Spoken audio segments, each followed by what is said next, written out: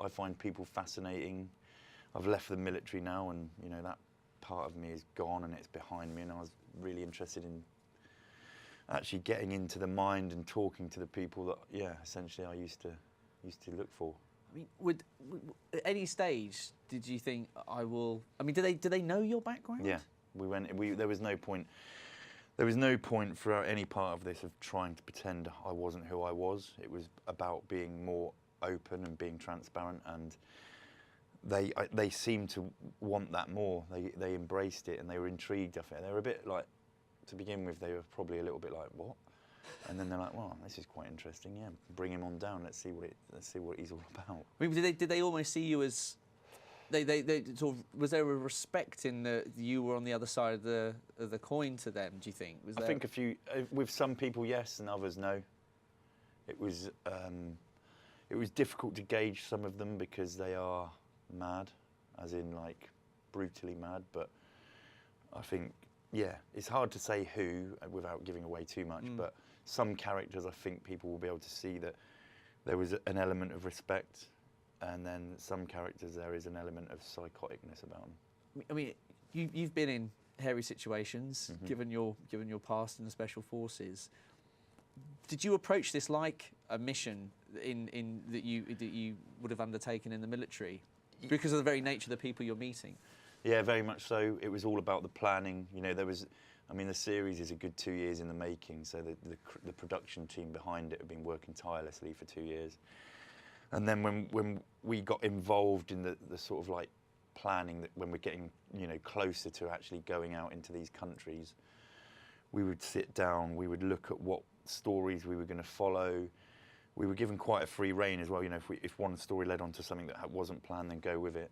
But you know, whether it was morning or evening, we'd sit down as a small crew, and there was a good friend of mine that came out with me who I trust and I've known for years, and we would sit down, look at where we're going, look at what our procedures were, and then really look at whether it was worth doing it. And obviously there's an element of risk. There has to be to be able to deliver something that hopefully is good and does well.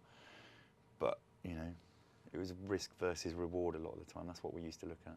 And so the very first episode, you start off in Mexico, yeah. and you go to meet a particular cartel, who, is it right? They supply half the heroin and cocaine that's consumed in the US. Yeah, apparently that's the statistics say that, the Sinaloan cartel. So that as an entry point into this world, this is as it was as pretty hardcore as it high level as it gets.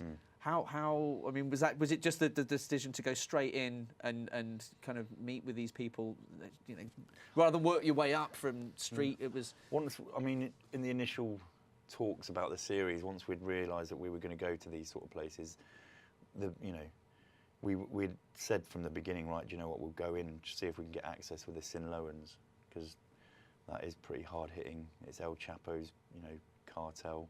The people you meet, and these are heavy people that we certainly see in episode 1.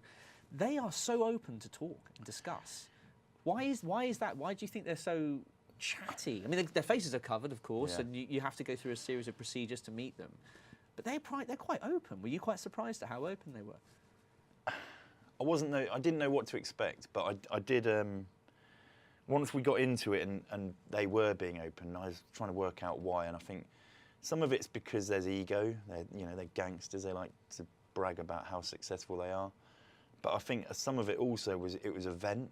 They were able to, you know, talk about the nitty-gritty side of what their life is like, and it is their life. You know, I used to go on, you know, tours into dark places, but I could come home. You know, after 6 months, I'd come home. Whereas these guys, they're 24, 25, 26 years old, maybe a bit older, and that's their life. They've been living it since, you know, day one. So I think it was a bit of a vent for them as well, maybe. And also they're intrigued to, well, I think they were intrigued to meet me. so maybe that was part of it as well. But predominantly a bit of bragging, and also an opportunity to sort of vent about the life that they lead.